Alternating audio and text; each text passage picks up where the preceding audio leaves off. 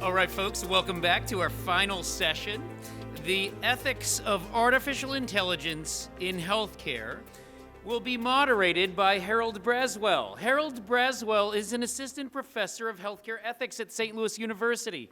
His work focuses on the intersection of bioethics and disability studies, with a specialization in disability at the end of life. His book, A Dying Family, Bioethics and the Crisis of Freedom in U.S. Hospice Care, was recently published by Johns Hopkins University Press. The book examines how the structure of U.S. hospice care impacts medical decision-making at the end of life. In addition to the specific article on the end of life, he has published peer-review articles on medicine and ethics in the Journal of Medical Humanities, Social Science and Medicine, and the American Journal of Bioethics Neuroscience. He's one of the creators of the bioethics major at SLU. So if you know any high schoolers who are interested in this as a career path, you might talk to Harold. So I welcome Harold Braswell to the stage.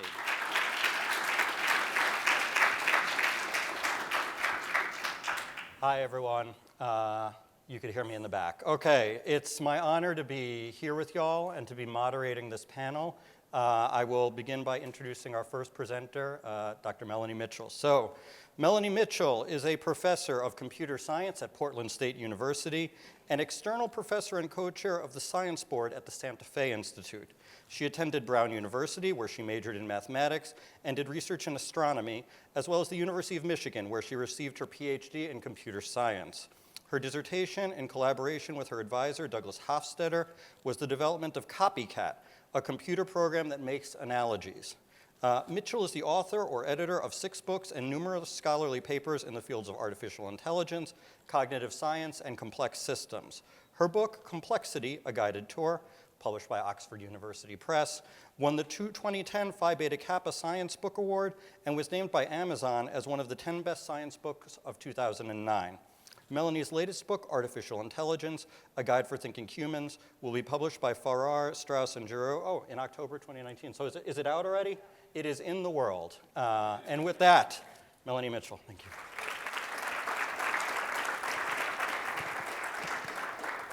All right, thank you. And thank you so much to the organizers for inviting me.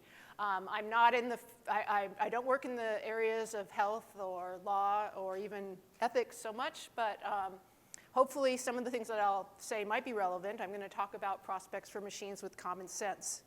So back in 1958, the psychologist Frank Rosenblatt invented a device called the perceptron, which is really the great-great-grandparent of today's deep neural networks. And you can see a picture of the perceptron there with all its spaghetti wires, and it was actually a hardware device, not a software device. And it was used for pattern recognition, things like handwritten letter recognition, and so on.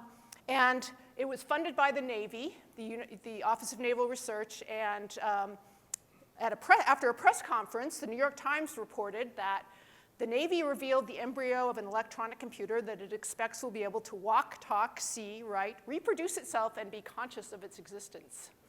So that was in 1958. There's a lot of optimism about AI. And a couple years later, Claude Shannon, the pioneer of information theory, predicted that within a matter of 10 to 15 years, something will emerge from the laboratory which isn't too different from robots of science fiction fame. And Herbert Simon, Nobel laureate, one of the pioneers of AI, in 1965, he predicted within 20 years, 75, 85, that machines will do any work that a man can do. Of course, that's 1965, before women's movement and everything. But Marvin Minsky, a couple years later, he was the founder of the MIT AI Lab, predicted that within a generation, maybe 25 years, the problem of creating artificial intelligence will be substantially solved. So people have been making these kinds of predictions for as long as AI has been around. It's always, 15 to 20 years, we're going to have full, general, true, human-level AI. But of course, we haven't seen that. And one problem is the definition of AI keeps changing. Let's look at some early definitions of AI. Nils Nilsson, who wrote one of the first textbooks, defined it as building machines that perform tasks normally requiring human intelligence. Well, it's not clear what normally requires human intelligence. That's a little bit hard to define. John McCarthy, another founder of the field, wrote that it's the study of the common sense world and how a system can find out how to achieve its goals. So a few other kind of undefined terms, such as common sense world. I'm going to go into sort of what that might mean, and how a system can find out how to achieve its goals. It's a little bit unclear that's all that intelligence might involve. My favorite definition was more recently in 2016. Well, this is not my favorite definition, sorry. This was a more recent definition that by a committee, and you can tell it's a definition made by a committee because it says AI is a branch of computer science that studies the properties of intelligence by synthesizing intelligence. So it's a little circular, right? And this word, intelligence, is still undefined. This is sort of the story of artificial intelligence, is this kind of progressive attempt to define what we mean by intelligence. So here's my favorite definition. A couple of years ago, it was an article defined it as an anarchy of methods. So this kind of goes along with what Anna in the previous talk was saying, that there's not one thing that is AI. It's really an umbrella term for many different methods. And these different proponents of these methods have been at war with each other since the early days, as in many fields of science. So what are the methods? Well, they can be classed under three very general headings. Logic, these were the early approaches to AI, was to try and to define intelligence as the ability to prove logical theorems or to deduce things using logic. Later, statistics became very big when logic didn't work. And there we have data, and we draw lines through the data, or we might draw some more complicated kinds of curves and try and build models of data, okay? But then there are the biologically inspired approaches that say, well, how does the brain work, and how can we sort of, like the perceptron was a biologically inspired approach, and so are today's deep neural networks, which particularly were inspired by the visual system, which is sketched here in a series, which progresses in a series of layers from the retina up through the visual cortex. And we have these, in deep neural networks, we have a similar kind of structure with deep in deep neural networks, just meaning that there's multiple layers in the network. Okay, so another way to characterize artificial intelligence is that from the 1950s through the 1980s, I would say, machine learning was not a very big part of AI. It was mostly sort of the logic, or what some people call symbolic-based approaches. And deep learning, which was around from the very early days, maybe in the 1970s, was first being talked about, was a very small part of machine learning.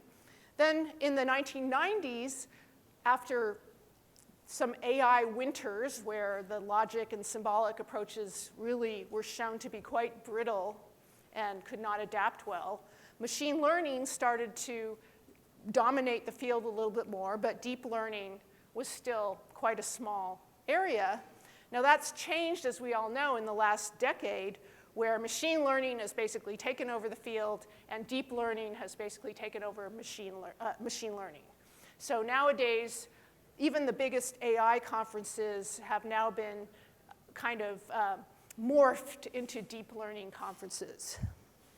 So what is deep learning, after all? This is, and I'm talking more from a research point of view than from, say, what's actually being used in industry or necessarily out in the world, but this is really the sort of what's at the forefront of research in the field, where this kind of network, and each of these squares in this diagram, it represents a part of a layer of simulated neurons that feeds into the next layer and so on, mimicking the brain at a very simplified level. But you can see that there, if you input an image, it's processed by all of these different layers and these different mathematical operations until at the end, at the output over on the right side, there's a set of confidences as to what is in the image. And this kind of approach isn't just used for image processing, it's also used for language processing, some robotics, other kinds of game playing algorithms, and so on. Well, but vision was one of the first major successes of deep learning. There's this competition, yearly competition called the ImageNet Object Recognition Competition, and started back in 2011 or so, and it has millions of training images and very large number of test images of about 1,000 different object categories. And you can see that in these diagrams that at each year, this is the error rate of the best program, the program that won this competition. In 2011 and in 2010, sorry, it started in 2010. In 2010 and 2011, the best programs were not neural networks at all. And you can see that their error rate was above 25%. That means they were getting less than 75% correct. Okay? But then in 2012, the end of 2012, there was a major drop in error rate, or jump in accuracy, if you like, by a program that was a deep neural network, like the one I showed in the previous slide. And that really revolutionized the field. And as you see, the error rate going down and down and down and down, that's just deeper and deeper and deeper neural networks, networks that have more and more layers of simulated neurons. And that's become possible because, of course, fast parallel hardware like graphical processing units and huge amounts of data, labeled data. That human performance has been of 0.5, 5% error rate has been taken up by the media, and now it's said, okay, these networks are better than humans, but that, just as a kind of caveat, that human performance, it would be hard to measure training a human on 1.2 million images and testing them on 500,000 images. So that was actually one human, a graduate student, a deep learning researcher at Stanford, who tested himself on a much reduced subset of these images and got about 5% error rate. And so I would take that with a grain of salt, but there's the human. He's now actually the director of AI at Tesla, so did quite well. But even so, even with that caveat, we get headlines like, computers are now better than humans at recognizing and sorting images. And you've seen these kinds of headlines, and sometimes they talk about, in the medical profession, how radiologists and other certain kinds of medical experts are going to be put out of a job. So we'll look at that. So the question, though, of interest to me, and I do work in deep learning to some extent, what did my machine learn? You see all these layers of simulated neurons, but it's not always clear exactly what the machine learned. You can test it on some images, and it gets the right label, but you have to ask, is it actually learning the thing that I'm trying to teach it? And that is not always the case. So one example was in my own group, one of my graduate students tried to train a deep neural network to recognize whether there was an animal in an image or not. Okay, and here's an example. Use a data set of nature photos, and it did very well on this task.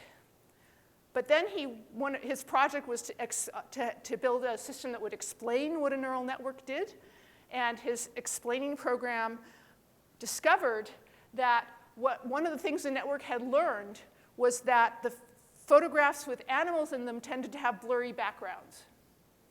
Because you're a photographer, you're focusing on the thing in the foreground, and the pictures without animals in them did not have blurry backgrounds. And so the network had learned that if there was a blurry background, that's actually something fairly easy to learn, then it should say animal. It hadn't actually learned to recognize animals. So this is a cautionary tale that comes up again and again in machine learning. Your network or your machine learning system will learn what is in the data, not necessarily what you wanted to teach it. And this was a point that was made this morning. Here's another example. So this ImageNet system, these networks that do better than humans at object recognition on ImageNet. Here's a picture of a fire truck, and 0.99 means that the network was able to, had 99% confidence that this was a fire truck. But this group of researchers decided to Photoshop the fire truck into different positions and see if the network could still recognize it. And here it was 98% sure it was a school bus, 98% sure it was a fire boat, bobsled, you know. It just, the story was that the network, as people have mentioned here, wasn't really learning what we humans learn. It wasn't perceiving what we humans perceive. It was able to associate a certain kind of configuration of pixels with fire truck, and most of the time in its training when it saw a fire truck, those pixels were in that configuration, but it didn't learn what a fire truck is in the way that we humans learn. And that's something that's being found more and more with these neural networks. Another example, this is a little bit of a complicated slide, but ImageNet, these photos that the networks were trained on, were all downloaded from the web, from Flickr or various image storage sites. And another group asked, what if you take a robot, and that you can see in the slides a picture of a robot, stick a camera on it, and have it wander around a house, like, say, if your dream robot butler might do, taking pictures of objects, and then compare a neural network that was trained on those same photos of those same objects that were downloaded from the web with the objects that the robot saw in the house. Would what the network learned from the web images transfer to being able to recognize the sort of robot view? And what this table shows, the yellow lines, show that if it was trained on a web-based data set like ROD, and it was tested on the robot data set ARID, its performance goes way down. So it's able to learn, if the first one, you can, these are, the thing across the top are just different neural networks, their accuracy.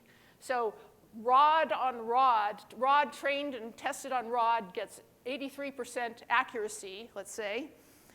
But trained on rod and tested on ARID, which is the same objects, but just taken from the robot's point of view, it gets 29% accuracy. So it isn't able to transfer what it learned to a data set with the same object categories, but quite a different kind of what people call distribution. That is, they're not web images, they're home images. And Joe and Bengio, so Yoshua Bengio is recently won the highest award in computer science for his work in deep neural networks. He and his student published a paper where he noted that the current incarnation of deep neural networks exhibit a tendency to learn surface statistical regularities as opposed to higher level abstractions, okay? And they do well on object recognition tasks like the ones I've showed you when they're trained on images that share the same statistical regularities, but they really haven't learned to generalize. They haven't learned the features they need to generalize. Another example, striking example of this is what people call adversarial examples.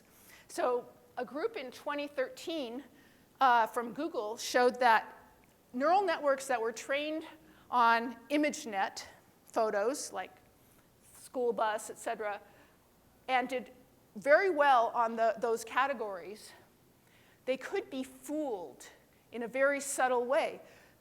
The researchers I'm going to point over here, and then I'll try and point to the other ones. This noisy image here in the middle of the two school buses is some carefully constructed noise by an adversary. That would somebody who's trying to fool the network. Here was the researchers. And this is actually highly magnified.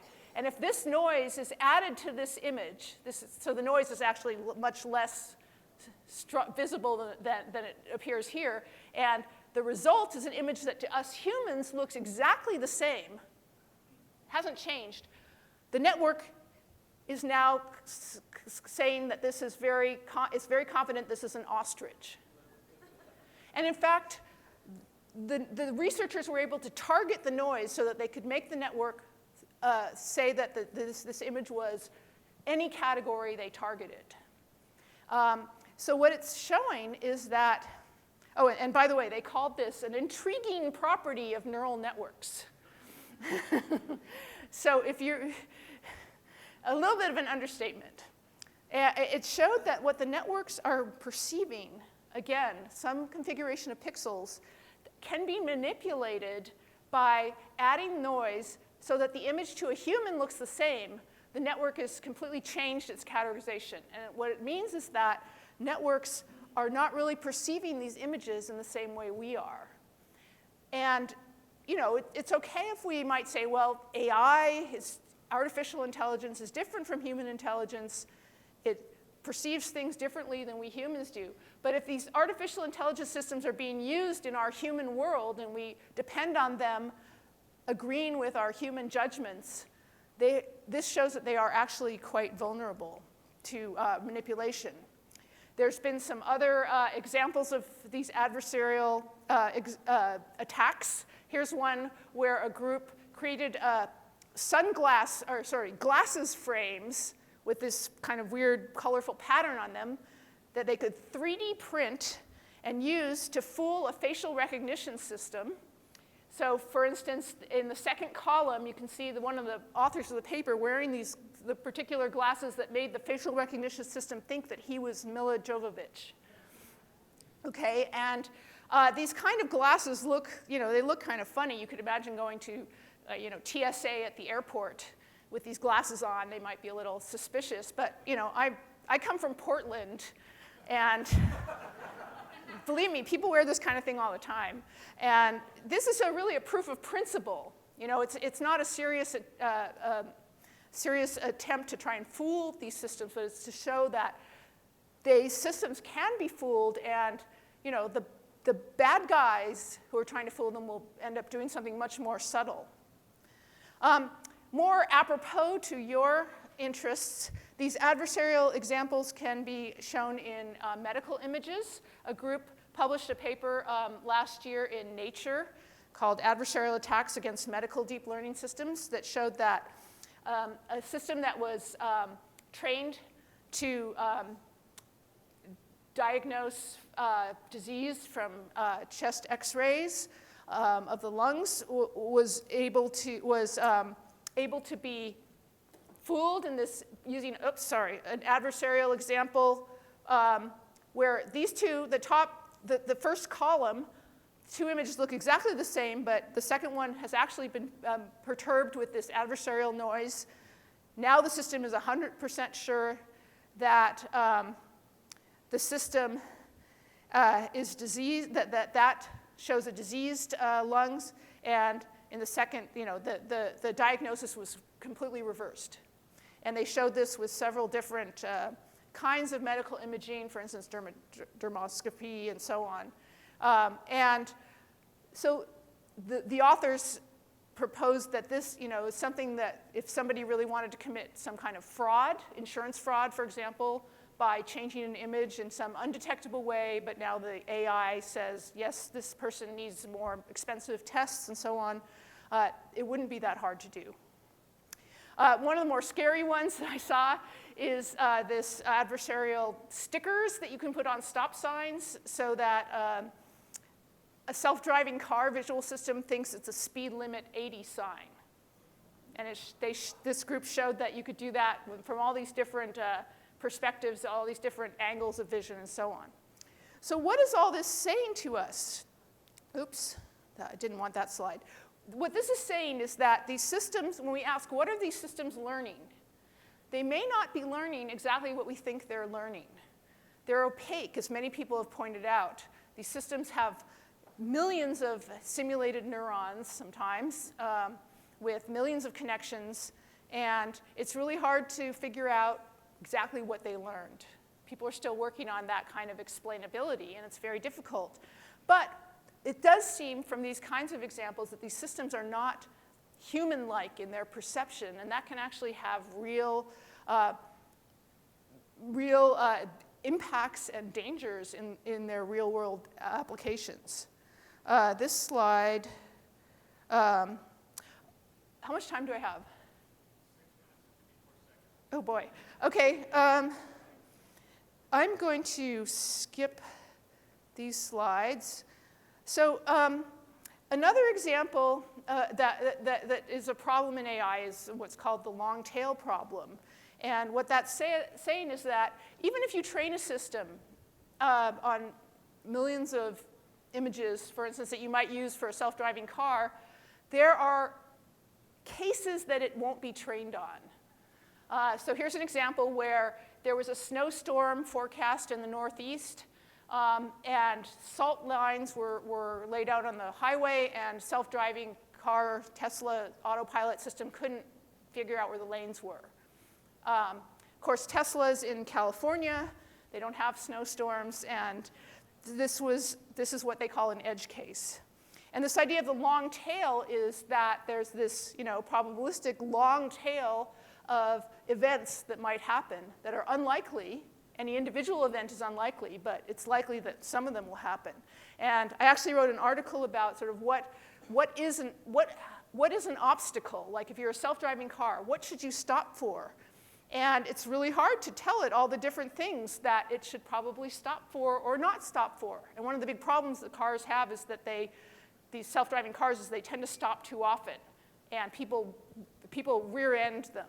That's like the most common accident for self-driving cars, and that it's not the car's fault, right? Because rear-ending is the rear-ender's fault, but it's because the cars stop unexpectedly because they don't know what things they should stop for, like plastic bags in the road or a tumbleweed. Should they stop for that? Should they stop for this kind of thing? Should they stop for broken glass? Should they stop for snowman in the middle of the road? And the problem is that they don't have the common sense knowledge about the world that we have. So that's the big question for AI is how do we give AI systems something like common sense? And people are pouring money into this. So Paul Allen, one of the co-founders of Microsoft, before he died, he donated a lot of money specifically for common sense. DARPA, the biggest funder of AI, is now pushing hard on this question of how do we get machines to have common sense. So what is common sense exactly? Well, here's a photo that I'll use as an example. So suppose that you're driving and you see this scene. There's a huge amount of things that you know that it's really hard to teach machines. Like, for one thing, the woman's on her phone, right? And therefore, she's probably not paying attention to you because you know that when people are on their phone, they're not paying attention. You also can tell which way she's looking. You can tell that she's pushing this baby stroller, which means that that's something you probably shouldn't run into. The dog is on a leash, and therefore she's going to be pulling the leash, and the dog is going to start crossing the street soon, and maybe it's going to take her a while to pull the dog, and so on. There's just so much knowledge that we need. So we need what people have called intuitive physics, that is, our notions of how objects interact, intuitive biology, our concept of how living systems actually behave, intuitive psychology, this vast concepts we have of how other humans act. We also need mental models of cause and effect, something that neural networks, today's deep neural networks, completely lack.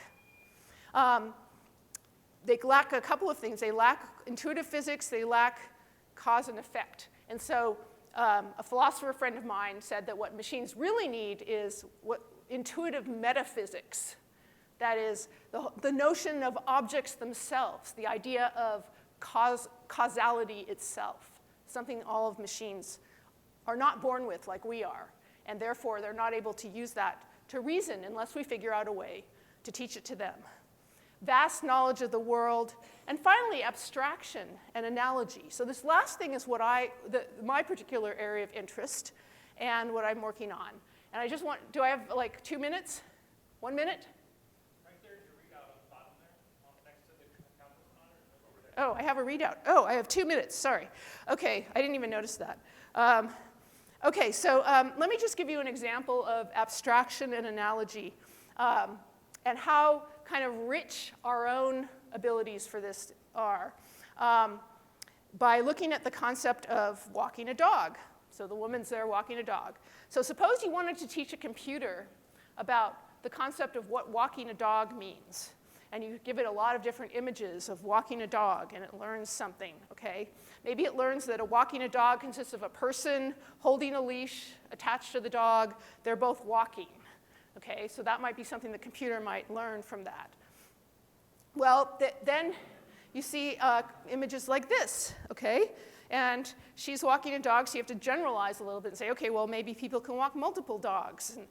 And, or they don't have to be walking, maybe they're actually running. Or maybe other things get walked. So this is more like an analogy. You know, it's not a dog, but it's kind of like walking a dog. And this is a kind of a weirdest one, you know. And if you go online, you can find all kinds of weird pictures of people, of the walking the dog concept. You know, people on skateboards, people on bikes, people on skateboards and bike, the dog's on a skateboard, the man's on a bike, you know, people in the car, the dog walking the dog. But this is, you know, it's funny, but it kind of shows how rich our concepts are and how hard they are to teach them to computers. And Hofstadter and Sander wrote a book called Surfaces and Essences, which is all about analogies. And they said that without concepts, there can be no thought. And without analogies, there can be no concepts, which is really means very meaningful to me in thinking about AI. And what I would say is that how to form and fluidly use concepts is really the most important open problem in AI. It's something that AI has still not solved, been working on for 60 years, and has not been solved by deep learning, and it's the thing that we all should be working on. And here's a picture of my new book. So shameless plug. It just came out about 2 weeks ago, and thank you very much for listening.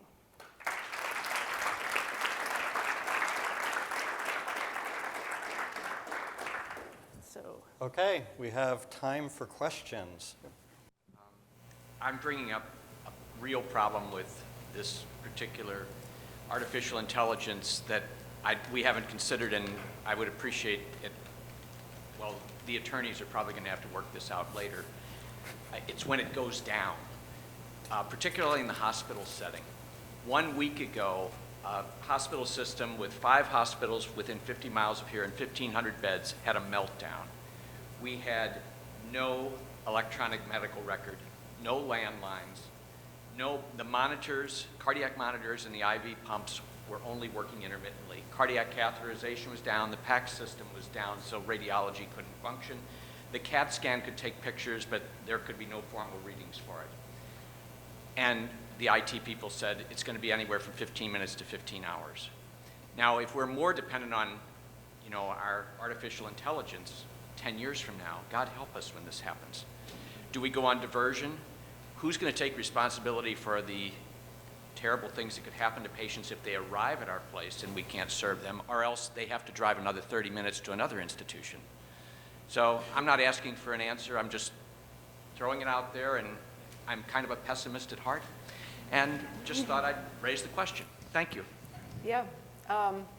Well, it's true not just of AI, but any critical infrastructure in our world. And we're so dependent on electricity. We're so dependent on, you know, energy, various kinds of energy, and we're at risk. And, you know, cyber warfare is a very big thing in the military now. And that's a way to completely take down a country, is to destroy its, like their internet connections or their electrical grid or whatever. So I think I don't have a solution, but I agree, it's a huge problem.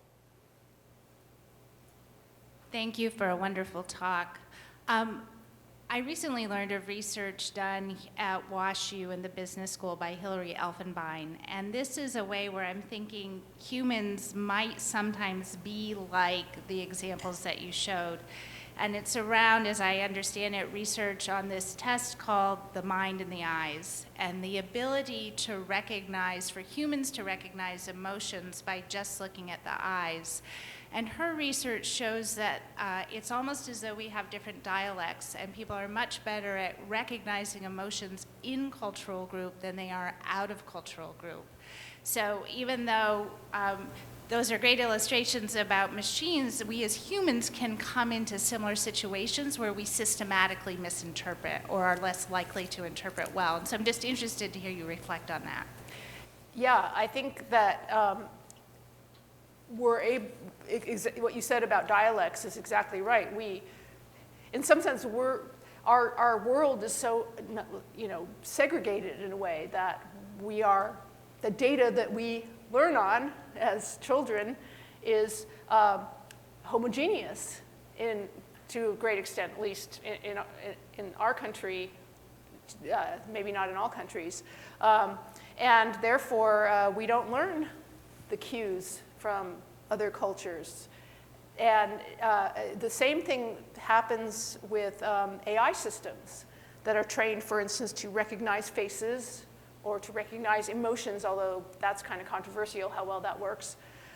If their data is very skewed and very homogeneous, they will learn quite well on that particular data set, but they won't be able to transfer their learning to another set of, say, different people. So this is one of the problems with facial recognition now, is it's known that facial recognition systems are better at recognizing white males than they are at women or people non-white, men or women. And they're biased because of what they've been trained on. They exhibit those same biases. And so I think we've heard about that already in some talks, and it's something that people are just now kind of waking up to, the big impacts of these things. Thank you for that. Those adversarial attack things were like so cool. I'm just amazed to know about it. I guess the most intriguing thing to me was the images trained on the Flickr images, the online data set, versus the robot perspective. That to me is like a difference of what, like 20 degrees of field of view. I mean, like the cameras just move down. Well, also they're just different. They're in different contexts, Okay. right? So I guess my question is, with medical imaging technology, is it right to say then that like even a very subtle difference in the kind of camera lens or the kind of like the angle of an X-ray machine, could those sorts of really subtle, not human perceptible things throw the accuracy of medical diagnostic technology like X-rays or other things? Would that map? Yeah, I would think so, because as somebody said earlier, there's this notion in machine learning of overfitting, right? Which means that you've learned too specific a thing about your data, like the angle, or maybe certain X-ray machines have some kind of artifact that maybe we don't even notice, but the machines will learn about it. So you have to be really careful about making your data representative, training data representative of the data you're going to be using the system on. And that's also often difficult because we don't always see what those artifacts are. Thank you. I was wondering if I could bring you back to the picture you shared in which there's the plastic bag. And I know that I myself have slammed on the brakes multiple times for what I thought were little fuzzy bunnies in the road and turned out to be plastic bags.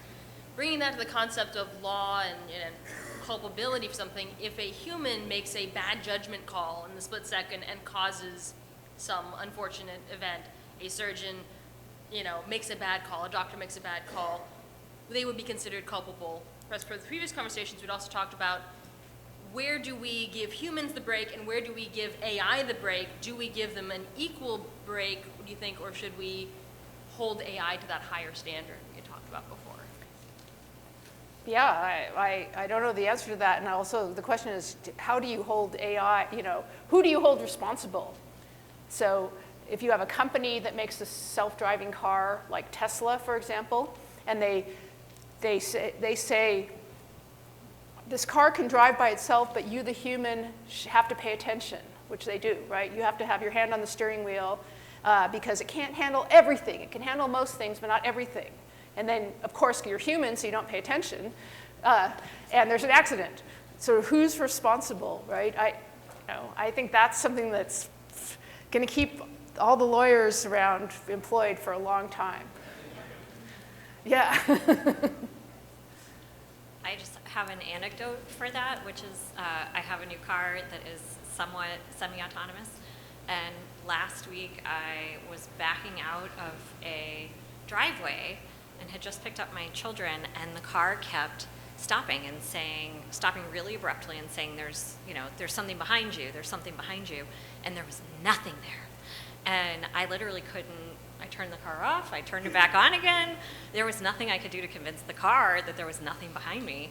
And thankfully, there was a way to eke around, go forward, and then drive right over the same spot where there wasn't anything coming back.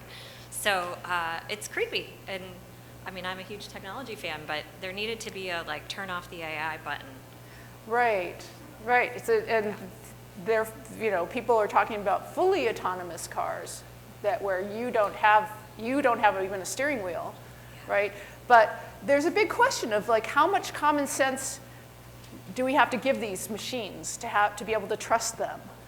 And I think the solution with cars that people are kind of converging on is that it's too hard to give them full common sense that a human would have. So what we're going to do is instead of making the cars smarter, we're going to adapt the infrastructure. We're going to make the roads have more infrastructure so that the cars can deal with them. We're going to only allow the cars to drive in areas where that kind of infrastructure exists. Your driveway is evidently not such a place. Hi. I also think the question is, who gets to decide what common sense means? Yeah, very good question, because that also might be culturally defined and different for different people. And right now, one of the problems is that the people who are making decisions about AI are people in Silicon Valley who work for Google and Facebook and Apple and all of those companies, and they're not very diverse. And so their common sense, which might not involve snowstorms or anything like that, might be different from your common sense. And I think that's a big problem. And nobody's really figured these things out. So I think somebody said earlier that AI is going to take away jobs, but it's also going to create lots of jobs, and I agree with that. And I think philosophy is one of those places where it's going to create jobs, because we have to solve these problems, like whose morality, whose ethics, whose common sense. Are we out of time at that? Yes? All right. Thank you. All right, thank you.